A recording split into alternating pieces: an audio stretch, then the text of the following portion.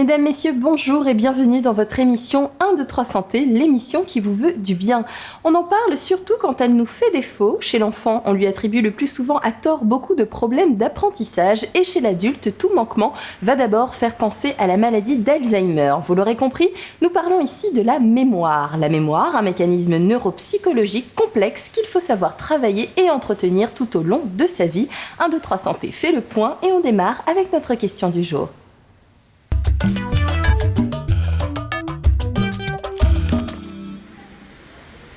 Quand faut-il s'inquiéter des pertes de mémoire ?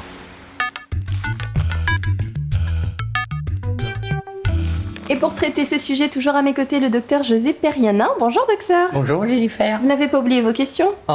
Attendez, non, j'ai mes petits papiers. Bon, on va faire des tests en tout cas et on est bien accompagnés aujourd'hui sur ce plateau. Tout d'abord avec Madame Alidor, vous êtes psychologue et neuropsychologue. Merci d'avoir répondu à notre invitation. Je vous en prie. Et une consoeur, également psychologue et neuropsychologue, à vos côtés, Madame Sandrine Belson. Alors, la première question, on a précisé 2 fois, à 2 reprises, le terme de neuropsychologue. Quelle est la nuance qu'il faut apporter entre la profession de psychologue et de neuropsychologue ? Alors, on est avant tout psychologue, et la neuropsychologie, c'est une spécialisation. Donc, il faudrait être titulaire de Master 2, donc soit 5 années d'études à l'université. Et donc, c'est une discipline qui est relativement nouvelle, qui date de la fin du 19e siècle à peu près. Et en fait, on est dans l'étude, le diagnostic et la prise en charge thérapeutique des lésions, des dysfonctionnements, voire même des atypies du cerveau. Donc on est sur une approche qui est finalement assez différente de la psychologie. Quand on entend psychologue, c'est souvent quand on a des problèmes, etc., qu'on va voir le psy. Là, c'est vraiment autre chose. Oui, on est plus vers une orientation neurologique, effectivement. D'accord. Alors, vous nous apportez un magnifique schéma. Cette mémoire, il y a d'abord des bases anatomiques au niveau du cerveau. Oui, tout à fait. Expliquez-nous ça. Bien sûr. Alors, dans le cerveau, évidemment, nous avons plusieurs activations cérébrales. Quand il s'agit du lobe préfrontal et du néocortex, nous avons plusieurs types de mémoire. Donc, nous avons la mémoire perceptive et la mémoire de travail qui activent ces 2 lobes-là. Nous avons les centrales, l'amygdale et l'hippocampe qui sont activés lors de la mémoire de travail, la mémoire sémantique, et le noyau gris, les noyaux gris centraux et le cervelet lors de la mémoire procédurale. Donc, il y a donc plusieurs types de mémoire que nous détaillerons de toute façon. Parlez-nous-en justement. On a l'habitude d'entendre et de dire la mémoire, mais en fait, il y a plusieurs types de mémoire. Oui, tout à fait. Donc nous avons la mémoire procédurale, qui est une mémoire des habiletés motrices qu'on apprend dès la petite enfance. Et nous avons l'exemple effectivement de l'apprentissage du vélo. Donc une fois qu'on l'a appris très jeune, on peut retrouver les mêmes habiletés de façon automatique, 20 ans après. Nous avons la mémoire perceptive qui est en lien direct avec nos 5 sens. De façon inconsciente, on encode les informations visuellement, auditivement. Et on a aussi la mémoire sémantique qui concerne tout ce qui est connaissance didactique sur soi et sur l'environnement. Donc, on est capable effectivement, quel que soit le temps, de dire je sais, j'ai appris à un moment donné que Rome est la capitale de l'Italie.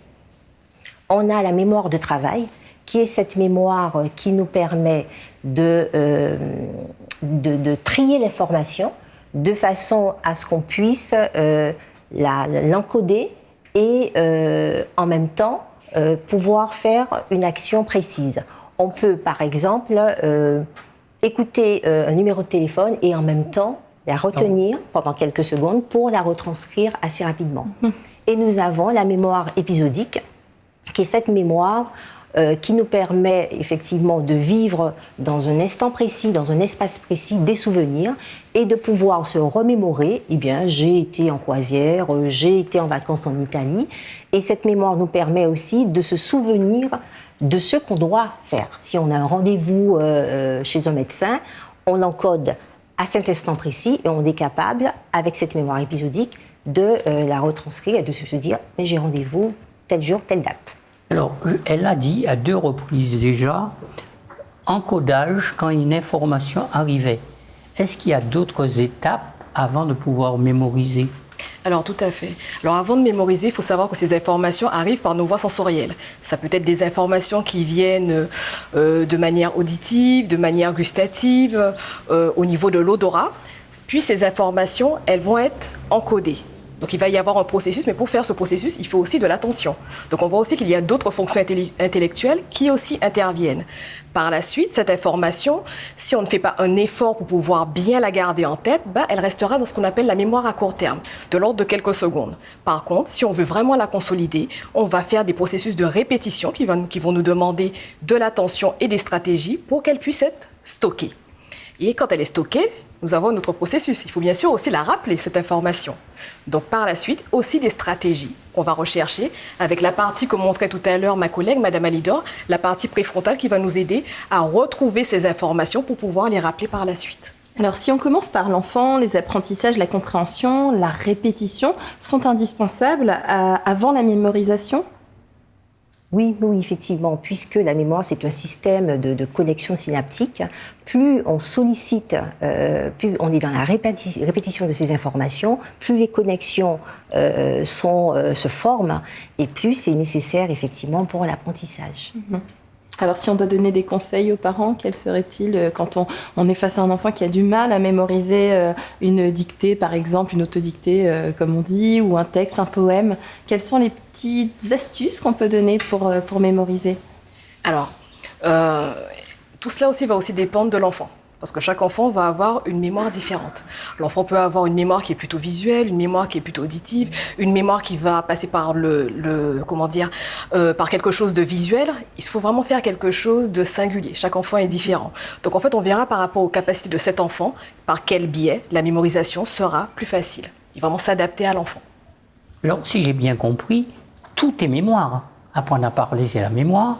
Apprendre à écrire, c'est la mémoire. Apprendre à clouer un clou. Tous les gestes qu'on doit apprendre, donc tous les apprentissages, la mémoire est à la base. Oui, parce qu'en fait, la mémoire utilise plusieurs autres fonctions cognitives. La mémoire, c'est une des fonctions cognitives. Donc, elle va utiliser le langage, elle va utiliser les fonctions attentionnelles, elle va utiliser les praxis, le fait de pouvoir apprendre tout ce qui est fonction exécutive, comment on anticipe, comment on planifie, pour arriver à réaliser une action finale. Alors, je crois savoir que vous avez amené avec vous quelques exercices. Alors, je vais me prêter au jeu. On va tester ma mémoire. Attention, les téléspectateurs, ne jugez pas. On va voir ce que ça donne. Alors, très bien. Alors là, vous allez regarder attentivement tous ces mots et vous allez essayer de vous les rappeler. Je vous laisse quelques secondes.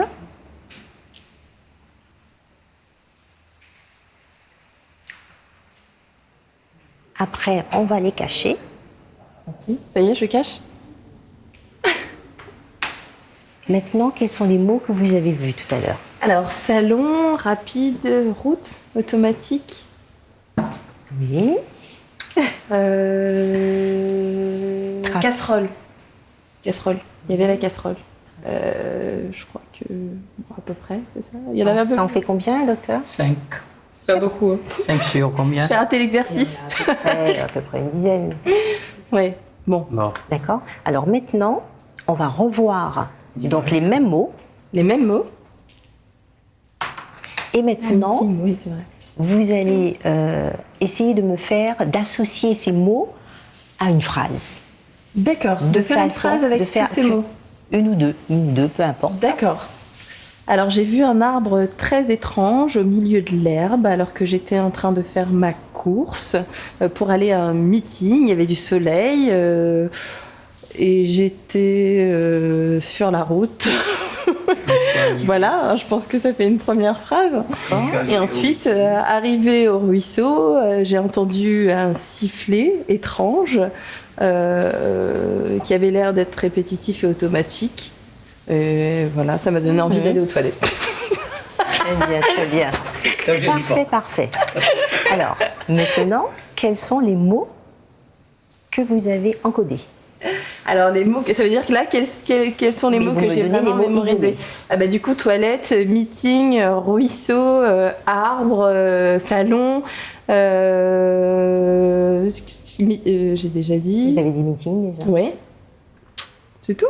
route, rapide. D'accord. Donc en fait, l'objectif, c'est de montrer que on peut, quand on a plein de mots qui n'ont pas de sens, on peut avoir un encodage visuel d'emblée et on renforce avec un apprentissage implicite. Quand je vous dis, regardez bien, encoder l'information, associer avec des images, avec des phrases, etc. Et à ce moment-là, on retient mieux. Bien sûr. En termes quantitatifs, les mots que de façon isolée où on essaie rapidement de les apprendre, etc. Ça remet un Donc petit ça, peu c'est en une cause technique. l'apprentissage du par cœur des mots, des verbes irréguliers par exemple. C'est peut-être plus simple de les mettre dans des phrases pour mieux comprendre. Mais là, ça n'a pas de sens. Tandis que lors d'une poésie, etc., là, effectivement, ça a du sens. Bien sûr, et c'est plus facile. Donc il à faut apprendre créer une du poésie, sens bien pour sûr. qu'on puisse mieux mémoriser, en fait. D'accord. Alors il y a un autre Est-ce que c'est exemple. ça qu'on appelle un processus mémotechnique? Oui, tout à fait. Tout à fait. Ma collègue va en parler tout à l'heure, au niveau... Une façon de se type rappeler, d'apprentissage. quoi. Oui, exact. Alors ensuite, on a des fruits. Alors, vous avez des fruits qui vont défiler. Donc, vous allez Un bien... pain, carambole, Oui. carotte, ananas, aubergine et une pomme. Alors, vous avez vu combien de fruits et combien de légumes? Alors,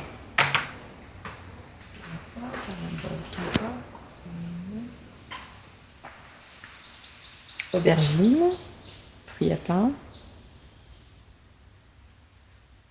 3, Et combien de... et 3, Et combien de fruits? 3. D'accord. Donc, au total, vous en avez 6. D'accord. C'est pas mal. C'est ça? C'est ça. Ah, waouh! Ah, C'est ça. Super! Est-ce que vous auriez mieux fait, docteur? je suis pas sûr. C'est ça, je pense que oui. Moi, je pense que oui. Alors, on a vu ces procédures mémotechniques, mais est-ce que l'environnement, l'hygiène de vie, l'alimentation, tout ça a une importance dans cette mémorisation? Le poisson, notamment, non? On entend souvent ça. Notamment au niveau de l'alimentation, en fait, c'est un peu un tout, c'est une hygiène de vie globale. Ce qui vaut bien pour le reste du corps vaut aussi pour le cerveau, et notamment la mémoire. Donc, avoir une activité physique régulière, ça protège. Avoir une alimentation équilibrée, pas trop riche en sucre, pas trop riche en graisse, pas trop riche en sel, protège le cerveau. Avoir un sommeil de bonne qualité. Nous avons vu aussi avec les dernières études que le sommeil de mauvaise qualité a un retentissement sur la mémoire, et également aussi avoir un environnement serein, adéquat, et éviter aussi l'utilisation de substances toxiques. Voilà, Alors, comme On l'alcool. dit aussi que le sucre est peut-être nocif. Oui. Alors, il y a certaines études qui montrent en fait que le sucre pourrait avoir un effet au niveau des zones cérébrales qui permettent la mémorisation. Donc, un taux trop élevé de sucre serait aussi néfaste pour le cerveau. Et une question rapide, notamment par rapport aux enfants. L'utilisation des écrans a-t-il un effet néfaste sur cette Oui, mémorisation? tout à fait, tout à fait. Il est important vraiment, parents, de faire très attention à la durée d'exposition des enfants aux écrans, puisque il y a pas mal d'études qui montrent qu'il y a des effets néfastes sur les troubles attentionnels particulièrement. Et on sait que les troubles attentionnels et de mémoire cohabitent de façon très, très, très importante. Alors, on a effectué une première partie de cette émission essentiellement sur les enfants. On va passer du côté des adultes. Merci beaucoup, Madame Alidor, de nous avoir accompagnés. Avec On va plaisir. accueillir sur ce plateau le docteur Rinaldo. Merci beaucoup.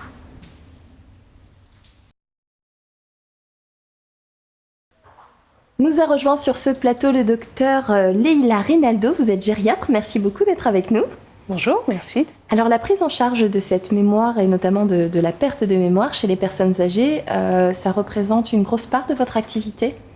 Alors, la majeure partie de mon activité, puisque je suis gériatre en consultation mémoire. Et c'est vrai que la mémoire est une plainte fréquente avec l'âge. En tout cas, les troubles de mémoire. Alors par rapport à cela, il y a beaucoup de croyances, surtout celle qui dit qu'il ne faut surtout pas perdre la mémoire. Qu'en est-il? Alors, il faut faire la différence entre perdre la mémoire et avoir des oublis. C'est normal d'oublier avec l'âge, et heureusement que nous ne retenons pas tout.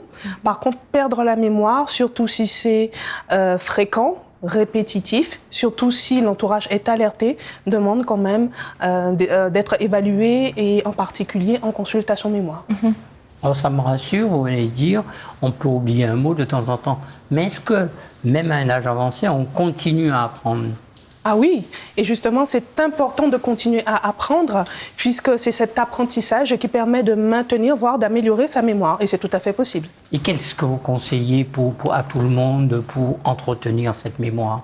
Alors, pour entretenir cette mémoire, déjà, on l'a répété, hein, c'est à peu près comme pour l'enfant. L'une des premières choses, c'est bien dormir, puisque c'est pendant le sommeil que l'on entretient, que l'on répare son cerveau, c'est pendant son sommeil qu'on peut continuer à mémoriser.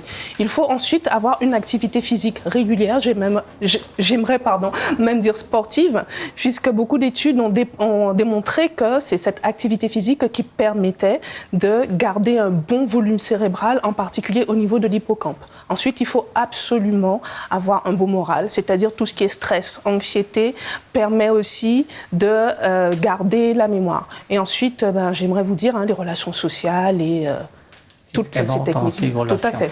Alors, ce qui va causer la perte de la mémoire, notamment chez les personnes âgées, c'est parfois la maladie, notamment la maladie d'Alzheimer. Comment elle va agir sur cette mémoire, cette maladie ? Alors, la maladie n'agit pas que sur la mémoire, mais c'est vrai que l'un des signes que l'on voit, c'est une altération, une diminution de cette mémoire récente. Cette maladie évolue et agit sur l'ensemble des mémoires, mais surtout la mémoire récente et sur la mémoire épisodique. Et quand la maladie évolue, elle entraîne une perte d'autonomie, puisque la personne qui est malade a besoin de quelqu'un d'autre pour pouvoir l'aider dans la vie quotidienne. Mais cette altération s'accompagne d'une altération des autres fonctions supérieures, langage, orientation de le temps et dans l'espace. Madame Maxwell. Une consultation mémoire est destinée aux personnes qui éprouvent le sentiment d'être en difficulté face à leurs activités quotidiennes. La demande peut émaner de la personne elle-même ou de sa famille lorsqu'elle note des changements de communication, de compréhension, d'attention et de concentration. Écoutons Sandrine Belson, neuropsychologue. Alors maintenant, je vais vous faire passer quelques tests pour voir un peu comment ça va au niveau de vos différentes fonctions intellectuelles. D'accord ? Alors la consultation mémoire, c'est un aspect où les patients seront vus de manière pluridisciplinaire. En premier lieu par un médecin spécialiste qui peut être neurologue, gériatre ou psychiatre, qui va accueillir le patient et le voir sur le plan médical et qui aussi posera le diagnostic. Mais il y aura aussi des examens complémentaires, à savoir l'évaluation pour l'imagerie cérébrale qui peut être une IRM ou un scanner, un examen biologique et une évaluation neuropsychologique qui aidera essentiellement à poser le diagnostic. Les patients ils sont adressés par le médecin traitant qui va nous adresser la demande parce qu'en premier lieu, le patient il va venir vers son médecin traitant face au trouble ou amené par un proche parce qu'il peut ne pas être conscient de ses difficultés et nous ferons la part des choses en voyant si ce sont des patients qui relèvent plus de la neurologie, donc des patients de moins de 70 ans et des patients plus de la gériatrie, donc des patients de plus de 70 ans. Quand vous voyez ça qui marque là, elle est faite là. Est-ce que vous pouvez faire bon?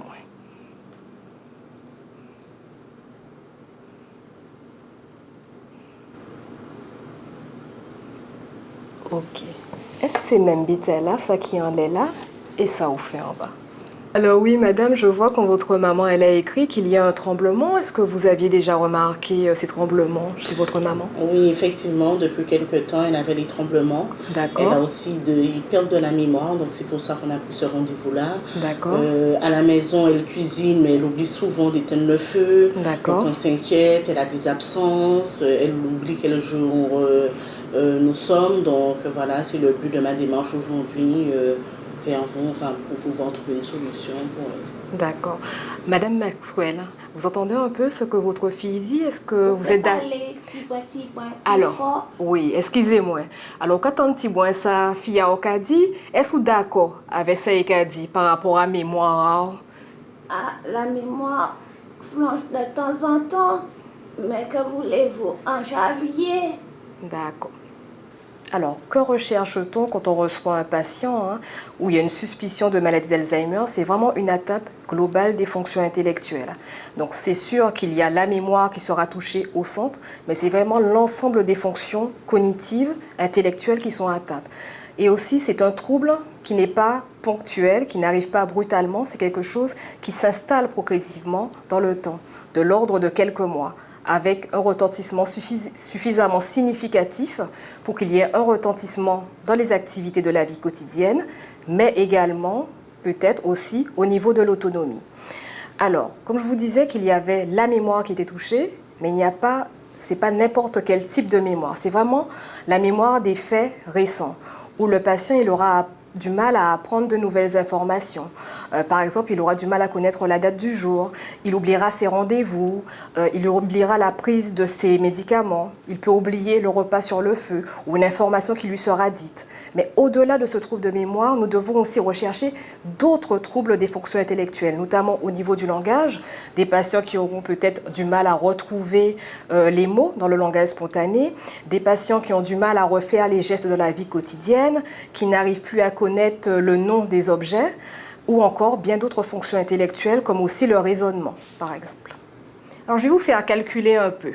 Alors, est-ce que vous pouvez me dire combien ça fait 50 moins 4? Oh, pas juste fait en l'eau l'école, hein. Oh. Vous pouvez répondre si possible. D'accord. Ok. Donc, nous allons essayer de faire différemment. Si on a dit qu'on a 50 € et on a acheté, on a coûté 4 €. Combien est-ce qu'il y a? On peut mettre vos monnaies là. Mais combien de monnaie? Ce qui est primordial lors des consultations mémoire, c'est vraiment prendre le temps de l'entretien clinique. Parce que cet entretien va permettre déjà d'une part de mettre le patient en confiance, de le rassurer, de prendre le temps de comprendre aussi qui il est et de permettre de vraiment l'appréhender vraiment dans sa globalité. Donc ce qui permet vraiment d'avoir cette relation qui est apaisante pour le patient et qui va permettre par la suite de passer dans des manières plus, on va dire, plus adéquates les différents examens et notamment les différents tests qui peuvent être anxiogènes pour les patients. Des fois, ils ont l'impression de passer le certificat d'études ou être encore à l'école, mais c'est vraiment les mettre en situation pour qu'ils puissent vraiment comprendre que c'est vraiment dans l'aide au diagnostic, que c'est vraiment un examen médical et qu'ils ne sont pas là pour être jugés, ni qu'on attende en fait des résultats de performance. C'est vraiment pour aider au mieux au niveau du diagnostic.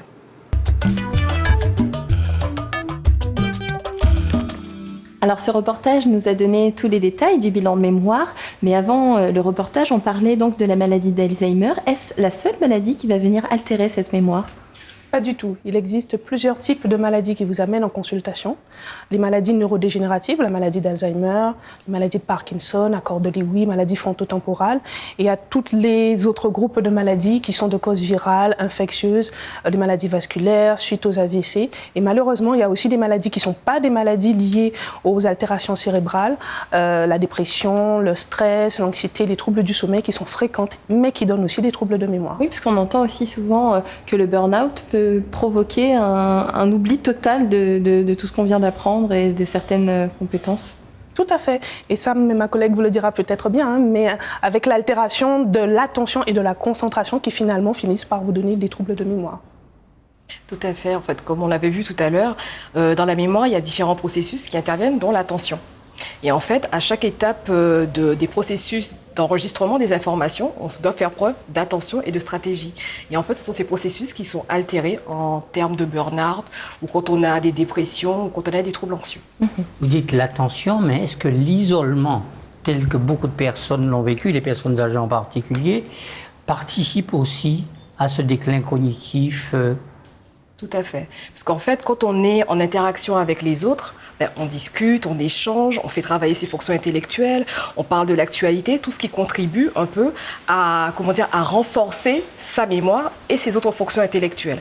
Et on a très bien pu le voir aussi avec les périodes de confinement. Souvent, les personnes ont eu, les troubles de mémoire se sont peut-être plus vus à ce moment où il y avait moins d'échanges, moins d'interactions. Ils perdent le repère aussi un petit peu. Alors, revenons sur les conseils à donner. Comment donc bien vieillir et entretenir sa mémoire ? En premier, bien dormir. Ensuite, une bonne activité physique.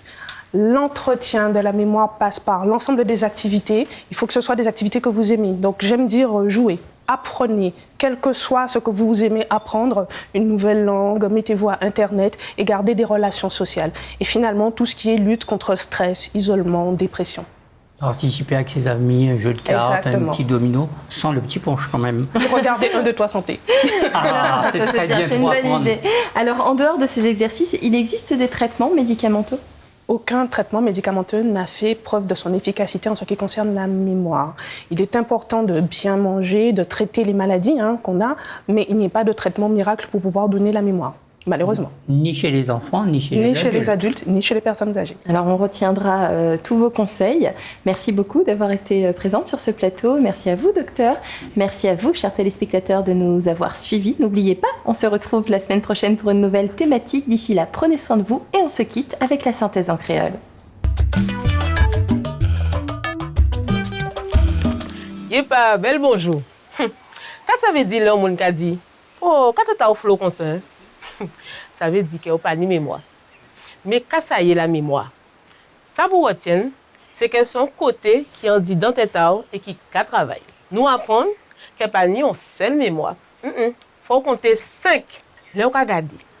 Là, on a senti l'odeur. Là, on a manié. Là, on a tendre. Là, on a goûté. Et même si parler là, nous pas parler là, c'est important pour travailler mémoire nous. Et qui garde, on timoun. Oui, ou tient nos gestes, faut y faire plusieurs fois. Eh bien oui, nous avons éduqué mémoire là. C'est invité là, dit-nous que sommeil aussi. Sommeil là très important, surtout pour ces timouns là. Parce que c'est à un moment là, ça que c'est là qui travaille et qui stocke tout ça yo apprendre dans la journée là. Et attention, faut pas manger trop psych parce que ça peut blesser le cerveau. Mémoire, c'est une faculté qui toujours a évolué, peu importe l'âge là qu'on est là. Mon cher, petit ou grand, faut nous travailler mémoire nous. Lire, parler avec d'autres monde, manger bien et faire des petits exercices ça qui aider mémoire là. Bon, en cas il fait tête la travail. Donc nous avons la semaine prochaine.